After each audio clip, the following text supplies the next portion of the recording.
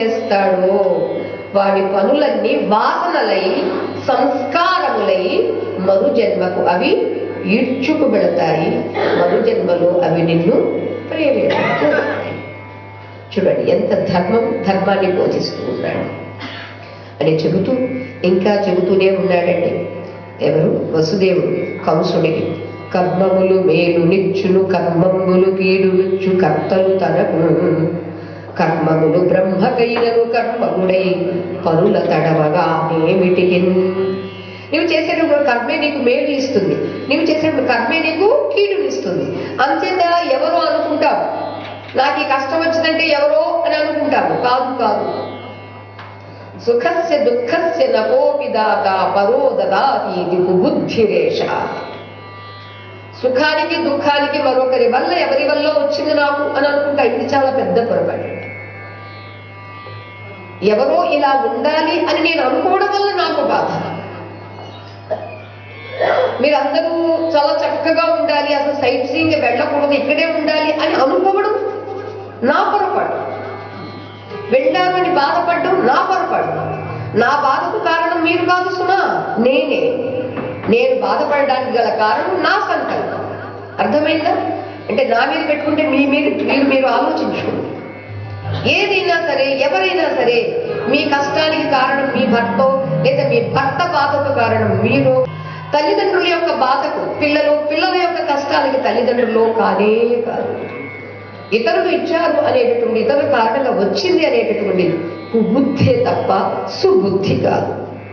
అందుచేత ఈ కర్మములే బ్రహ్మకైనా కూడా వాడి కర్మానుసారమే వస్తూ ఉంటాయి తప్ప దానికోసం ఇతరులను దండించడం బాబా ఇది భావ్యమా, కాస్త ఆలోచించు అని అంటూ ఇంకా చెబుతున్నాడండి.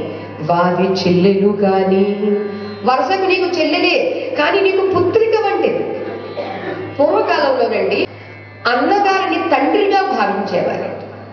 మా చిన్నప్పుడు మా తాతగారు వాళ్ళ అన్నగారిని ఎంతో భయంగా, ఎంతో గౌరవంగా, తండ్రి చనిపోయిన తర్వాత అన్నే తండ్రి, తండ్రి ఉన్నంత వరకు తండ్రి, అన్న. అర్థమైంది? అలా అన్న చెల్లెలు ఉన్నారంటే అన్న తండ్రి అవుతాడు, చెల్లి కూతురు అవుతాడు. అది ఇక్కడ గుర్తు చేస్తున్నాడండి. పుత్రిక వంటిది, నీకు కూతురు వంటిది. పోనీ ఏమన్నా దుర్మార్గురాలంటే కాదు, ఉత్తమురాలు, సంభావనీయ చరిత్ర. ఆమెను ప్రేమించదగినటువంటి, గౌరవించదగినటువంటి చరిత్ర కలిగినటువంటి ఆమె. భీరువు, నువ్వు ఎప్పుడైతే అలా కుప్పు పెట్టావో చూడు ఎలా వణిగిపోతుందో. బాల, ఆమె చిన్నమ్మాయి. ఇవాళంటే 25 ఏళ్ళు, 35 ఏళ్ళు, 45 ఏళ్ళు వచ్చిన తర్వాత కూడా పెళ్లి చేసుకుంటారు. కానీ ఆ కాలంలో అలా కాదుగా. కుమారికి అంటే కన్యగా ఉండగానే 12 ఏళ్ల క్రితమే వివాహం చేసుకునేవారు. అంచేత బాల నూతన వివాహ, కొత్తగా పెళ్ళయింది. సుశ్రీ విలాసిని. వివాహంలో భర్త పెడతాడండి నుదుట సింధూరం. అదిగో ఆ పాపిట సింధూరంతో ఆమె వెలుగొందుతూ ఉంది. దీనా, ఎంత దీనత్వంగా నీ వైపు చూస్తుందో చూడు. కంపిత చిత్త, కంపించిపోతూ ఉంది. అందుచేత బాబా నీకేదే మృక్కేదా, నేను దండం పెడతాను, నీ పుణ్యం కావవే కరుణామయాత్మక. కరుణ లేకపోయినా కరుణ ఉన్నవాడా అని పిలిస్తే కరుణ లోపల ఉన్నటువంటి కరుణ పైకి వస్తుందేమోనని ప్రయత్నం చేస్తున్నాడండి వసుదేవుడు. కరుణామయాత్మక కంస మానవ వల్లభ. నీవే యువరాజువి. ఇప్పుడు మనుషులందరికీ ప్రియమైన వాడివి నీవే. అంచేత ప్రియమైన వాడివి కాబట్టి నువ్వు ప్రియ కర్మలే చెయ్యాలే తప్ప అప్రియ కర్మలు, కష్టాన్ని కలిగించేటటువంటి కర్మలు చెయ్యకూడదు కదా అని చెబుతూ ఇంకా ఆలోచించాడు. ఇక్కడ ఒక సూక్ష్మ ధర్మం మనకి చెబుతున్నారు. ఎందును కాలము నిజమని పందతనమునను బుద్ధి బాయక ఘనులై ఎందాక బుద్ధి నెగడెను అందాక చెరింపవలయు ఆత్మబలమునను. ఏమిటి అంటే కాలం కర్మానండి. ఏం చేస్తామండి, నేను పెళ్లి చేసుకుని తీసుకెళ్తున్నానండి, మా బావగారు చంపడానికి వచ్చేసాడండి, నేనేం చేస్తానండి అని ఆయన చక్కా పోలేదు. ఎందును కాలము నిజమని. కాలం కర్మ అని అనుకోవడం కాదు, ప్రస్తుతం పరిస్థితిలో ఎప్పుడైనా సరే వర్తమానంలో ఆ పనికిరాని వేదాంతం చెప్పకూడదు. వేదాంతం ఎప్పుడు చెప్పుకోవాలో తెలుసా? గడిచిపోయిన భూతం గురించి చెప్పుకోవాలి. భూతం అంటే దెయ్యం కాదు సుమా, గడిచిన కాలం గురించి చెప్పుకోవాలి. అలా జరగాల్సింది జరిగింది అని చెప్పుకోవాలి తప్ప వర్తమానంలో కూర్చుని వర్తమానంలో గడిచిన కాలం గురించి చెప్పుకునేటటువంటి మాటలు చెప్పకూడదు. అంచేత కాలము నిజమని పందతనమునను, మందతనంతో బుద్ధిని విడిచిపెట్టి ఉండకూడదు. ఘనులై, నీకొక ధైర్యం రావాలి, నీకొక ఆలోచన కావాలి.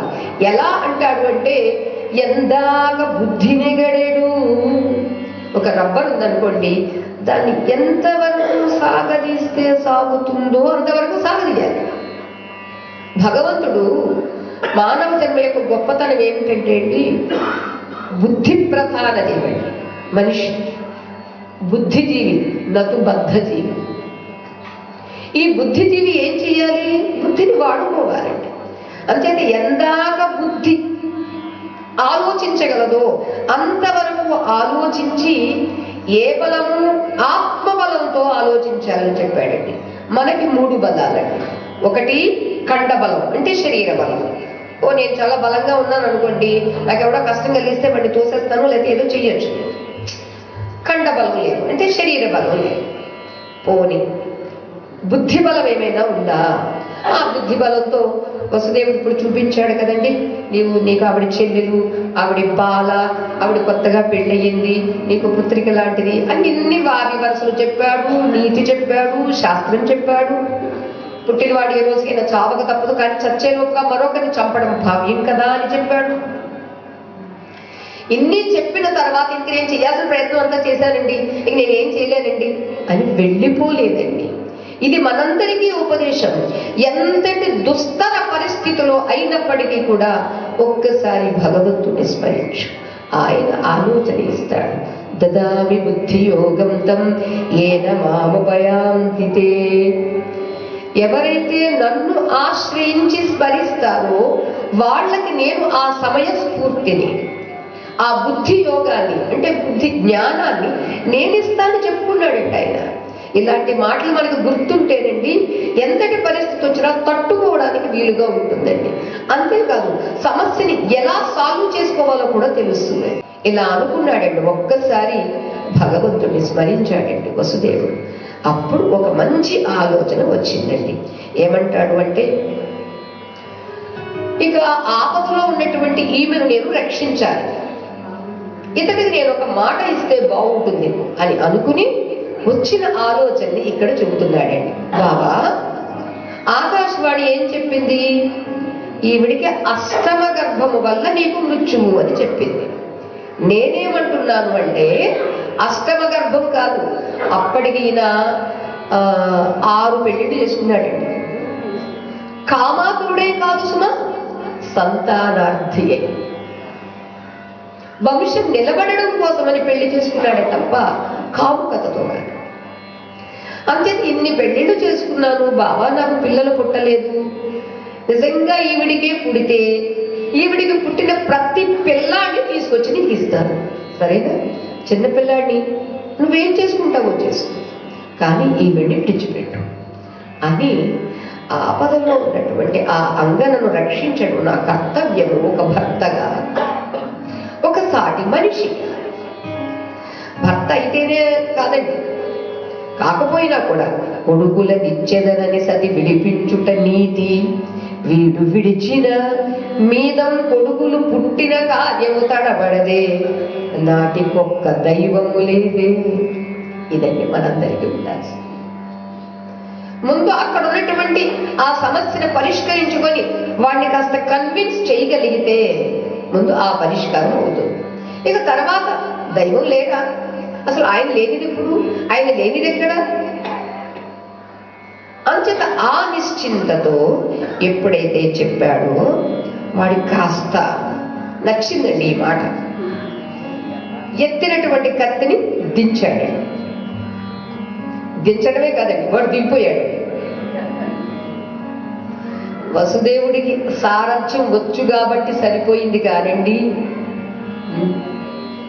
మన జీవన రథాలకు కూడా శ్రీకృష్ణుడు వంటి వాడిని సారథిగా పెట్టుకుంటే అవసరమైనప్పుడు ఆయనే సారథ్యం చేసి ముందుకు తీసుకువెళతాడండి. ఇలాంటి కౌసుడు లాంటి వాడిని పెట్టుకున్నాం అనుకోండి, మధ్యలోనే వదిలేస్తారండి, మధ్యలోనే విడిచిపెట్టిపోతారండి. అలాగే వాడు పోయాడండి. నిజంగా సారథ్యమే వసుదేవుడికి రాకుంటే, అంటే ఆ కాలంలో రాజకుమారీలు రాజకుమారులు అన్నింటిలో గుర్రపు స్వారీ కావచ్చు, అస్త్రశస్త్ర విద్య కావచ్చు, అన్నింటిలో ఆరితేరేవారండి. ఈవేళ మనం అనుకుంటాం మన పిల్లలకి లేదా మనం పురుషులతో సమానంగా చదివేసుకుంటున్నాము అని. ఇది వేదకాలం నుంచి ఉందండి. పురుషులతో స్త్రీలకు సమానంగా అన్నీ నేర్చుకునే వాళ్ళే. అంతే ద్రౌపది యుద్ధం చేసింది, సత్యభామ యుద్ధం చేసింది, తెలుసా? ఝాన్సీ లక్ష్మీబాయే కదండి, పూర్వపు మన ఆ పతివ్రతలు కూడా యుద్ధం చేసినటువంటి వారు. అంతేత విడిచిపెట్టి వెళ్ళిపోతే, కంసుడు వెళ్ళిపోతే, అప్పుడు వసుదేవుడు దేవకీదేవిని తన ఇంటికి తీసుకుని వెళ్ళాడు. పరీక్షిత్ ఆశ్చర్యం ఏమిటో తెలుసా? సంవత్సరం తిరిగేసరికి పండండి బిడ్డండి కన్నది. అయితే బిడ్డను కనడం సరే సరే, వాడికి కీర్తిమంతుడు అని పేరు పెట్టారు. పెట్టినటువంటి ఆ పిల్లాన్ని చూసి దేవకీదేవి ఏ తల్లైనా అదే చేస్తుంది కదండి. స్పృహ రానంత వరకే తప్ప స్పృహ వచ్చిన తర్వాత ఆ పిల్లోడిని చూసి ప్రాణం పోయే పరిస్థితికి కూడా సిద్ధపడుతుంది ఆ తల్లి. ఆ పిల్లాన్ని చూడగానే మొత్తం శ్రమంతా మర్చిపోతుంది, ఒళ్ళంతా ముద్దులు పెట్టేసుకుందండి. ఎందుకో తెలుసా? అదే వసుదేవుడు కూడా పిల్లల కోసమని ఈవిడ 7వ భార్య. 5గురు ఈ దేవకీదేవి యొక్క సోదరీమణుల్నే చేసుకున్నాడు. పుట్టలేదు అని 6వ ఆవిడ రోహిణిని చేసుకున్నాడు. అప్పటికీ పుట్టలేదని 7వ ఆవిడని, చివరి అమ్మాయి ఈవిడే కదా, మా అక్కలందరూ ఎక్కడున్నారు, నేను కూడా అక్కడికే వెళతాను ఈ అమ్మాయి. అంచేత ఇలా ఇన్ని పెళ్ళిళ్ళు అయితే మరి లేక లేక పిల్లవాడు పుట్టాడు. ఎంత సంతోషం ఉంటుందండి. వసుదేవుడు మాత్రం ధీరుడండి, కీర్తిమంతుడు అని పేరు పెట్టి, పరీక్షిత్ వింటున్నావా? అక్కడ మరొకరైతే ఏం చేసేవాళ్ళు? మానవేంద్ర సత్యవతికి దుష్కరమయ్యది, ఎరుక కలుగు వానికి ఇష్టమయ్యది, ఈశ భక్తి రతునికి రానిదయ్యది, ఎరుక లేని వానికి ఎదిగీడు. హే మహారాజా, సత్యమునందు తను ఒక మాట ఇచ్చాడు. కంసుడు కూడా వేరే ఎవడో చెప్తే నమ్మేవాడు కాదండి, వసుదేవుడు చెప్పాడు కాబట్టే నమ్మాడండి. వసుదేవుడు సత్యమతి, ఒక సత్యాన్ని కనాలంటే ఇతడు సత్యవంతుడు కావద్దండి. ఊరికే వచ్చేస్తారా? మీకు కూడా కృష్ణుడు కనాలంటే మాకు కూడా ఉందండి. ఎలా వస్తారండి? మీరు దేవకి కావాలి, మీరు వసుదేవులు కావాలి. కనీసం కనే యోగ్యత లేదండి అంటే కనీసం నంద యశోదలన్నా కావాలి. కనే యోగ్యత లేనటువంటి వాళ్ళు పెంచేటటువంటి యోగ్యత కావాలంటే నంద యశోదలన్నా కావాలి. అందరికీ ఆనందాన్ని పంచేటటువంటి వాడు నందుడైతే యశస్తదాతీతి యశోద, అందరికీ కీర్తినిస్తుంది. ఎంతసేపు ఇతరులు ఆవిడ పొగడమే, ఆవిడెప్పుడు ఆవిడ పొగుడుకోది. అంచేత అందరికీ ఆనందాన్ని ఇచ్చేటటువంటి, అందరికీ కీర్తినిచ్చేటటువంటి మనస్తత్వం నీకుందా? వచ్చేస్తాడు మీ దగ్గరికే, మీరు పిలవక్కర్లా. అందుచేత హే మానవేంద్ర, సత్యమతికి, సత్యమునందు బుద్ధి ఉన్నటువంటి వాడికి దుష్కరం ఏముంది అంటే చెయ్యలేదంటూ ఏమీ లేదు. అంతేకాదు ఎరుక లేని వాని, ఎరుక కలిగి వానికి ఇష్టమయ్యది. ఏమిటి అతడికి ఉన్నటువంటి ఎరుక అంటే జ్ఞానం అంటే. చూడండి, మనం 4 గంటలో లేదా 3 గంటలో కూర్చున్నప్పుడండి ఎంత ఎరుకతో మనం ఉంటున్నామండి. వింటున్నప్పుడు మీకు ఎవరికైనా నా పేరు నేను ఎప్పుడు మర్చిపోనండి అని మీరు అనొచ్చునండి. అడిగితే చెబుతారే తప్ప వినేటప్పుడు మీరు ఫలానా పేరు, ఫలానా ఈ ఇది హైటు వెయిట్ కలరు ఉన్నటువంటి వాడు, సో నా భర్త చాలా స్టేటస్ ఉన్నవాడు, మా మామగారు ఆయన ఇంకా గొప్పవాడు, ఇవన్నీ ఏమైనా గుర్తుంటాయండి? ఉంటే మీరు వినలేరు, ఉంటే ఇవి విననివ్వదండి, ఉంటే ఇవి ఎక్కవండి తలకి. అంతేది ఎరుక. ఈ ఎరుక లేకుండా మనందరికీ గాఢ నిద్రలో ఆ ఆత్మానుభూతి కలుగుతుందండి, కానీ శ్రవణంలో ఎరుకతో కలుగుతుందండి. అలాగే ధ్యానం చేసేటప్పుడు నిద్రపోకుండా ఆత్మచింతనలో ఆత్మగా మిగిలితే అది ఎరుకతో ఆత్మగా ఉన్నట్టు. అంచేత ఎరుక లేనివానికి ఏది కీడు? ఎరుకంటూ లేకపోతే అన్ని కీడులే, అన్ని ఆపదలే.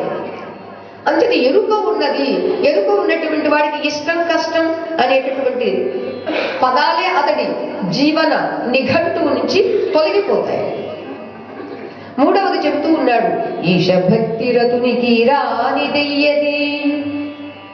అతడు ఈశ్వర భక్తుడు. అతడు వచ్చి నీ పిల్లాడిని నాకు ఇవ్వు అంటే ఎదుటి పందిరి భక్తుల్లో వస్తుంది చిన్న పిల్లాడిని, సిరియాళ భక్త సిరియాళ మారువేషంలో వచ్చి నీ పిల్లాన్ని దంచి అది నాకు ఆహారం కావాలి అంటే ఈశ్వరుడి భక్తుడు.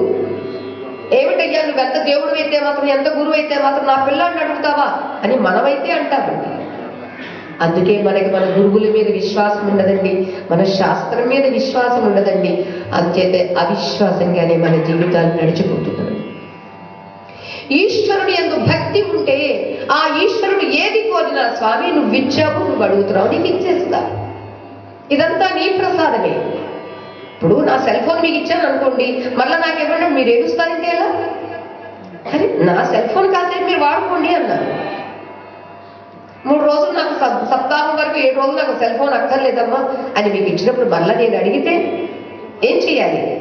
నవ్వుతూ ఇవ్వాలి, కానీ ఏడుస్తూ ఇస్తామంటే ఎలాగండి? అంచేది ఈశ భక్తి రతునికి రానిదయ్యేది. హే మానవేంద్ర, ఆ పిల్లాన్ని, ఆ పసిపుట్టుని, మొట్టమొదటి పిల్లాన్ని తీసుకుని వెళ్ళి కంసుడికి ఇచ్చాడయ్యా. అది వసుదేవుడికి సాధ్యం, కానీ మరి ఎవరికి అది సాధ్యం కాదు. సత్యంబు తప్పక కొడుకు నొప్పించిన వసుదేవుని పలుకు నిలుగడకు మెచ్చి కంసుండిందని ఎప్పుడైతే మాట మీద నిలబడి తీసుకొచ్చాడో అతడు చాలా సంతోషించాడండి. ఎవరు? కంసుడండి. ఒక పులి సింహం కూడానండి తమ తమ పిల్లల దగ్గరికి వచ్చినప్పుడు వాటికి కూడా ప్రేమ ఉంటుందండి. అవి కూడా ఒక్కొక్కసారి వాటిని ఆదరిస్తాయండి. ఎప్పుడు కోపం కానీ ఎప్పుడు ఉగ్రం కానీ ఎవరు ఉండరండి. అంచేత పాప అప్పుడు ప్రసన్నంగా ఉన్నటువంటి కంసుడు అంటాడు, కొడుకు నీవు మరల కొని పుమ్ము వాసుదేవ, తీసుకువెళ్ళిపో, వెరపు లేదు నాకు వీని వలన, వీడి వల్ల నాకేం భయం లేదు. నల్గ అల్గ వీనికి భవ అష్టమ పుత్రుండు మృత్యువట. ఆకాశవాణి ఏం చెప్పింది? 8వ కొడుకు కదా నాకు మృత్యువు, వాడిని చంపుతాలే, తీసుకెళ్ళిపో అన్నాడు. ఆశ్చర్యం అండి, మనమైతే ఎగిరి గంతేసేవాడు అండి. కంసుడు ఇలా అన్నాడు కదా. వసుదేవుడు మాత్రం తీసుకున్న పిల్లాడిని, నా కొడుకుని మమత పెట్టుకోలేదండి, దేవకికి కూడా చెప్తాడు, దేవకి ఈ పిల్లాడు మన పిల్లాడు అని కాదు, కంసునికి ఇస్తామని చెప్పాడు. ఏమో ఎప్పుడు ఆయన తెమ్మంటాడు, ఎప్పుడు ఆయన రమ్మంటాడు, అందుచేతని జాగ్రత్తగా సాగు అన్నాడు. ఆశ్చర్యం, సంవత్సరానికి ఒక్కొక్క పిల్లాడిని 6 పిల్లల్ని కన్నదండి ఆ తల్లి. అలా కన్న తర్వాత ఒకరోజు వచ్చాడండి. ఎవరు? నారదుడు. కొన్ని చోట్ల నారదుడు రాకుండా ఉండే బాగుండు అని మనకు అనిపిస్తుందండి, కానీ దాని వెనుక ఉండేటటువంటి రహస్యం మనకు తెలియదు కాబట్టి మనం అలా భ్రమపడతాం. ఒకసారి వచ్చి తిన్నగా కంసుడి ఇంటికి వెళ్ళాడు. ఒకనాడు నారదుండు ఎన కంసుని ఇంటికి చదువు తెంచి ఏకతమున, నీతో రహస్యం మాట్లాడారు రా కంస అన్నాడు.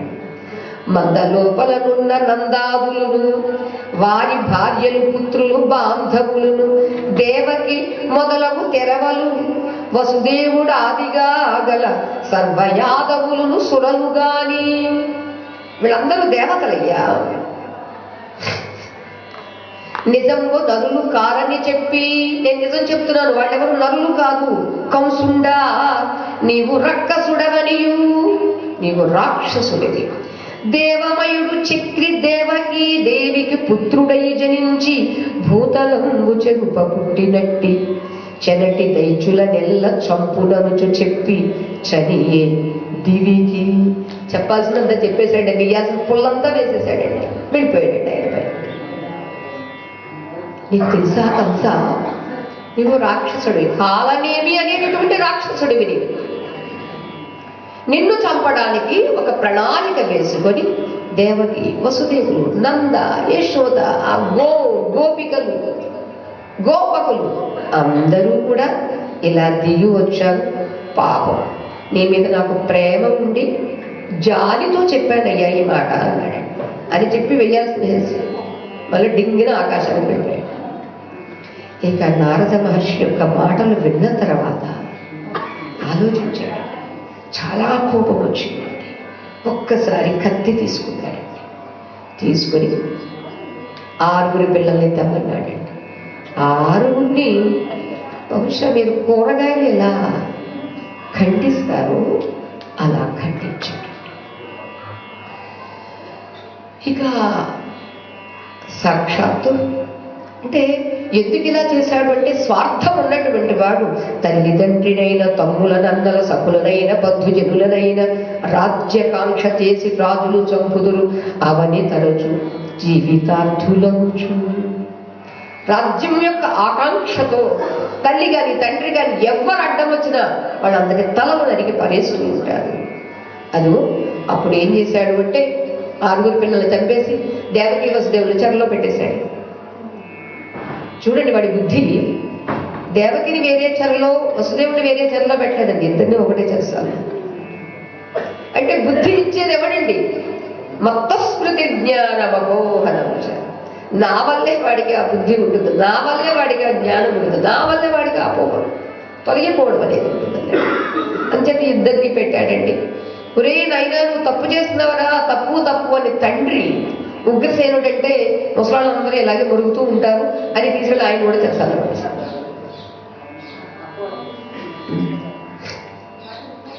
ఇక ఆ తరువాత చెబుతూ ఉన్నారండి శ్రీ శుక మహర్షి. అప్పుడు విశ్వరూపుడైనటువంటి ఆ హరి తన్ని నమ్మినటువంటి వాళ్ళని, ఆ యాదవులకి కంసుడి వల్ల భయం కలుగుతుంది, భయపడుతున్నారు అని యోగమాయాదేవి పిలిచి, యోగమాయ గోపికా జనములు గోపాలకులు నున్న పశుల మందము భద్రనీవు. అక్కడ నంద యశోదలు ఉన్నారు. వసుదేవుడు భార్యలు వరుస కంసుని చేత ఆకలబడి ఉంట నందు చొరక తలగి రోహిణి అను తరలాక్షి నంద గోకులమందు ఉన్నది గుణగణాక్షి. దేవకి కడుపున దీపించు శేషాక్షమైన నా తేజము నీవు అమరపుచ్చి నేర్పు మెరసి రోహిణీదేవి కడుపున జొలుపు దేవకి సుతుడనగుదు అంశభారయుతుడనై యశోదకు నందు పొరతి కంత మీద పుట్టేది. నీకు చిన్న పని చెప్తా, ఏమిటో తెలుసా? నీవు ముందుగా దేవకీదేవి గర్భంలో 7వ గర్భాన్ని ధరించి ఉంది, 7వ శిశువు పెరుగుతూ ఉన్నాడు. నా అంశ ఆదిశేషాంశ ఆమెను, ఆ శిశువుని తీసుకుని వెళ్ళి వసుదేవుని యొక్క భార్య నందగోకులంలో నందుని ఇంట తల దాచుకొని బ్రతుకుతూ ఉన్నది. గుణాక్ష చాలా మంచి ఆమె. అటువంటి ఆమె గర్భంలో ప్రవేశింపచేయి అందండి. పని అయిపోయిందని అనుకోవద్దు యోగమాయ. తర్వాత నా నిజాంశతో దేవకీదేవి గర్భంలో పుట్టాను, నీవు నీ అంశతో యశోదాదేవి గర్భంలో పుట్టు. ఇది ప్లాన్ అని చెప్పాడండి స్వామి. సరే అంతే. ఇక్కడ దీన్ని మనం ఆలోచిస్తేనండి, ఈవేళ మన సైన్స్ టెస్ట్ ట్యూబ్ బేబీస్ వరకు వచ్చిందండి. అంటే ఒక ట్యూబ్లో ఆ స్పెర్మ్ స్టోర్ చేసి అది ఎవరు సంతానం కావాలనుకుంటున్నారో అది వాళ్ళకి ఇవ్వడం జరుగుతుందండి. అంటే ఇక్కడ ఇంకా మనం ఎంత అడ్వాన్స్ కావాలి, వితౌట్ ఎనీ ఆపరేషన్ ఒక గర్భము నుండి మరొక గర్భంలోకి ప్రవేశింపచేయడం. మరి ఇది ఎన్నేళ్ళకు వస్తుంది చూద్దాం.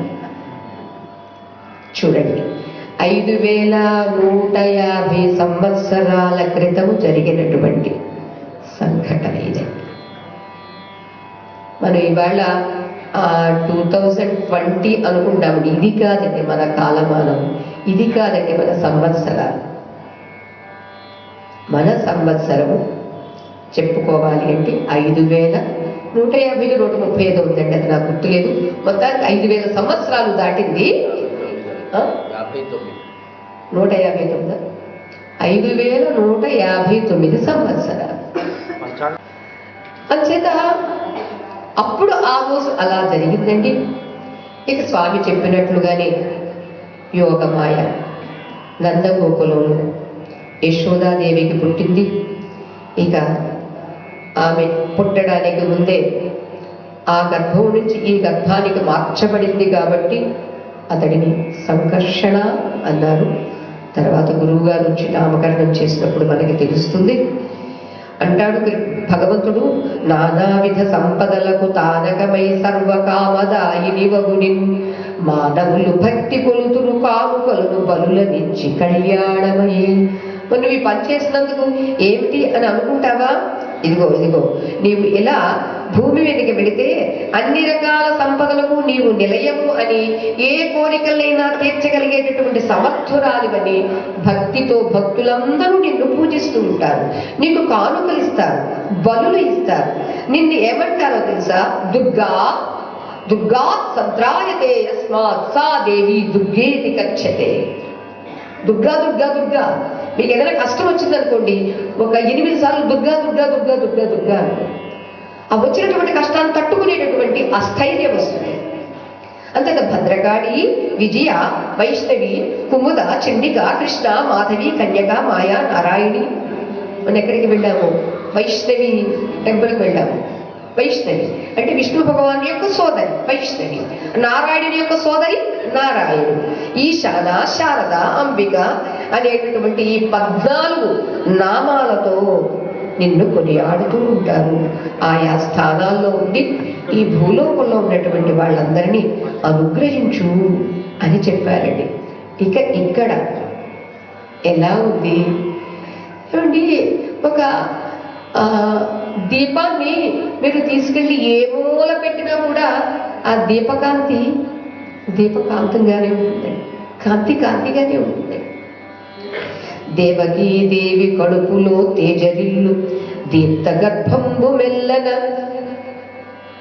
ఇక్కడ 7వ గర్భం అక్కడికి వెళ్ళిపోయింది. బలము మిగులు గలగ బలభద్రుడన లోక రమణుడగుడ చేసి రాముడనగా సతికి పుట్టే గర్భ సంకర్షణమున సంకర్షణుడనగా ఘనుడు సుతుడు అని ముందుగానే చెప్పేశారు. ఇక ఇక్కడ ఆనకదుందుభి మనములో రామచంద్రుడు దశరథుడితో సంబంధం లేకుండా సాక్షాత్తు పాయసంతో కౌసల్యమాతకు పుట్టాడు. కానీ ఇక్కడ అలా కాదండి. ఎందుకంటే దేవకీ వసుదేవులు ఇద్దరు 12,000 దివ్య సంవత్సరాలు సంతానం కోసం తపస్సు చేశారు. చాలా మంది ఏ తపస్సులు అక్కర్లేదు, ప్లీజ్, ఏ తపస్సులు అక్కర్లేదు, ఏమీ అక్కర్లేదు, మాకు పిల్లలు పుట్టేయాలండి. మన భాగవత మహత్తులు చెప్పారు కదండి, స్వామీజీ అలాంటి పండు ఏమన్నా ఇవ్వండి, మాతాజీ చేతనేది మీకు కూడా ఒక పండు ఇవ్వండి. ఆ పండు తినగానే మాకు 9 నెలలు కూడా పోయకూడదండి, బుడుగుంగన పుట్టేయాలి. మా మాతాజీ గారి దగ్గరికి ఒకళ్ళు పిల్లలు లేరని వచ్చారండి. వస్తే ఏం చేయమంటారు ఏంటని అడిగితే మాతాజీ గారు వారికి ఒక సంతాన గోపాలకృష్ణ మంత్రం ఇచ్చారు.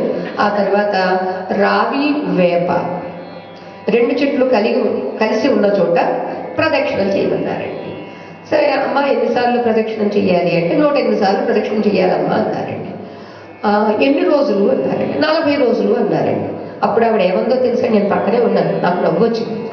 ఆవిడ ఏమందంటే, మాతాజీ గారు రోజుకు 108 సార్లు అంటున్నారు, 4 రోజులు కాదు 40 రోజులు అంటున్నారు, స్కూటర్ మీద తిరగవచ్చా అండి ప్రదక్షిణం అని అడిగితే మా మాతాజీ గారు ఏమన్నా తెలుసా అండి, స్కూటర్కి బుల్లి స్కూటర్ పుడుతుందేమో కానీ మీకైతే పుట్టదు. అంటే ఏ శ్రమ లేకుండానే ప్రదక్షిణాలు చేయమన్నారు, ప్రదక్షిణ చేసి బొద్దు చూసుకుంటే వచ్చేస్తుందండి. 12,000 దివ్య సంవత్సరాలు చేశారండి దేవకి వసుదేవులు. దివ్య సంవత్సరాలు అనడానికి గల కారణం ఏంటంటే మన సంవత్సరం పితృదేవతలకి ఒక్క రోజు. అందుకే మనం సంవత్సరానికి ఒక్కసారి పితృదేవతలకు పెడుతుంటే వాళ్ళకి రోజు పెడుతుంది. సంవత్సరానికి ఒకసారి పెట్టడానికి కూడా ఏడ్చారనుకోండి, కృతజ్ఞులుగా మిగిలిపోతారు. అరే మీ తండ్రి మీ తాత ముత్తాతలు మీకు ఎంత ఆస్తి ఇచ్చారు, ఆస్తిని కూడా పక్కన పడేయండి, మీకు ఈ శరీరాన్ని ఇచ్చారు, మీకు జన్మనిచ్చారు, ఇచ్చినందుకు కృతజ్ఞతగా సంవత్సరానికి ఒక్కసారి పెట్టలేము. అది కూడా ఎగ్గొట్టేసి అంతా ఎందుకులేండి ఎంత ఏదో ఇస్తాము.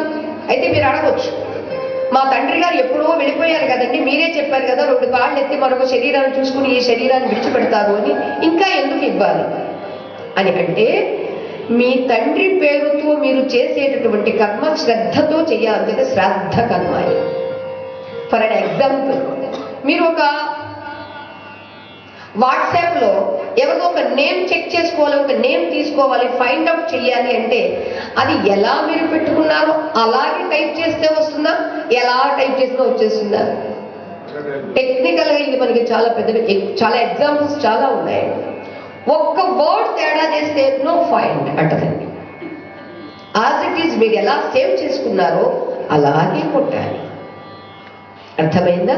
అలాగే మీ తండ్రి కావచ్చు, తాత కావచ్చు, ఎవరైనా కావచ్చు గాక, వాళ్ళ పేరుని వాళ్ళ రూపాన్ని స్మరించి మీరు ఇక్కడ ఒక ఆవుకి, ఒక బ్రాహ్మణుడికి, ఒక ప్రవహించేటటువంటి నదిలో సమర్పిస్తే ఏం చేస్తాయి, ఆయన ఎక్కడ ఉన్నా తీసుకువెళ్ళి అక్కడికి పంపేటటువంటి ఏర్పాటు చేసేటటువంటి పెద్ద పోస్ట్ మ్యాన్ ఆయన ఉన్నాడండి.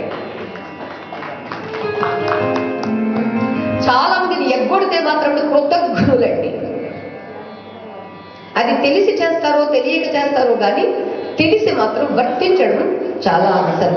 మీరు అనొచ్చును, మేము ఇక్కడ పిండి ముద్ద పెడతాము, లేకపోతే ఎవరు పేరిట పిలిచి భోజనం పెడతాము, అది అలాగే వెళుతుందా అని ఏంటి మిమ్మల్ని నేను ఒక క్వశ్చన్ వేస్తాను. ఇక్కడ మీరు మీ అమౌంట్ మన ఇండియన్ కరెన్సీ అమెరికాలో ఉన్న వాళ్ళకి పంపించాలనుకున్నారు. అఫ్ కోర్స్ అమెరికా వాళ్ళు మన ఇండియాకి మీకు పంపించాలనుకున్నారు. అప్పుడు ఏం చేస్తారు? వాళ్ళు డాలర్లుగా పంపించారు, మీరు ఏం చేసుకుంటారు? డాలర్గా వినియోగించుకోగలరా? లేదే, ఇండియా కరెన్సీగా కన్వర్ట్ చేసుకుని మీరు వాడుకుంటున్నారు. అవునా కదా? ఎస్, ఇక్కడ కూడా ఎవరైతే మన పేరిట సమర్పించారో అది మనకి అందేట్లుగా చేసేటటువంటి ఒక పోస్ట్ మ్యాన్. వాడు మనకి కనపట్టండి. ఇక్కడ మన ఇంట్లో పడేసి వెళ్ళిపోతాడండి. ఏ పోస్ట్ మ్యాన్ వచ్చాడో, తెల్లగా ఉన్నాడా నల్లగా ఉన్నాడా అని ఎవరు మనం చూడమండి. ఎక్కడో వేస్తే అక్కడి నుంచి ట్రైన్కి వస్తుంది, లేదా మరీ ఫారిన్ కంట్రీస్ అయితే ఫ్లైట్లో వస్తుంది, ఏదేదో లోన్లో లేదా షిప్స్లో వస్తుంది. ఎలా వస్తుందో మనకు తెలియదు. మనల్ని చేరుతుందా, చేరటం లేదా? అడ్రస్ బి పర్ఫెక్ట్ గా రాయాలి. అడ్రస్ లో సుబ్బారావుకి దుబ్బారావు అని రాశారనుకోండి, ఎస్ బదులు పొరపాటుగా డి రాశారనుకోండి, వెళ్తుందా? ఎలా వెళ్ళదో ఇక్కడ కూడా మీరు ఆ పితృదేవతలను ఉద్దేశించినప్పుడు చెయ్యాలి. ఓకే, అంతే. సంవత్సరానికి ఒకసారి చేస్తే వాడికి పితృదేవతలకి మన సంవత్సరం ఒక్కరోజు, పితృదేవతల యొక్క సంవత్సరం దేవతలకి ఒక్కరోజు. అలాంటి సంవత్సరాలు 12,000 సంవత్సరాలు వీళ్ళిద్దరూ తపస్సు చేశారు. ఆ తపస్సు చేసిన కారణంగా సాక్షాత్తు భగవంతుడు ముందుగా ఆనక దుందుభిమనమున శ్రీనాథుండంశభాగశిష్టత చొరగన్ భానుచి అతడు వెలిగెను కానక పట్టయ్య భూత గణములకు నృపా. ఆనక దుందుభి యొక్క మనస్సులో శ్రీనాథుడు అంశగా ప్రవేశించాడు. మన మనస్సు ప్రసన్నంగా ఉంటే ముఖం ప్రసన్నంగా ఉంటుందండి. మనస్సు చికాగ్గా ఉంటే ముఖం చికాగ్గా ఉంటుంది. Face is the index of mind కదా. అంటే ఇక్కడ ఎప్పుడైతే శ్రీనాథుడు వసుదేవుని మనస్సులోకి ప్రవేశించాడో అతడు భాను రుచి, ఒక సూర్య భగవానుడు ఉదయించే సూర్యుడు ఎంత అందంగా ఎంత కాంతిగా ఉంటాడో అలా వసుదేవుడు అంత కాంతిగా ఉంటాడండి. ఆయన కాంతిని ఆ చెరసాలలో ఉన్న వాళ్ళు ఎవరు చూడలేకపోతున్నారండి. ఎందుకని? అఖిలాత్మకుడైనటువంటి అతడిని పుత్రుడిగా పొందబోతూ ఉన్నాడు. అటువంటి వసుదేవుని ద్వారా దేవకీదేవి గర్భంలోకి ప్రవేశించాడు మహర్షి పరీక్షిత్ అని అంటూ, అది వరకు గర్భాలు వేరే, ఇప్పటి గర్భము వేరే. ఎందుకని తెలుసండి? గర్భాలన్నింటికీ మూల గర్భం కదండి ఇతడు.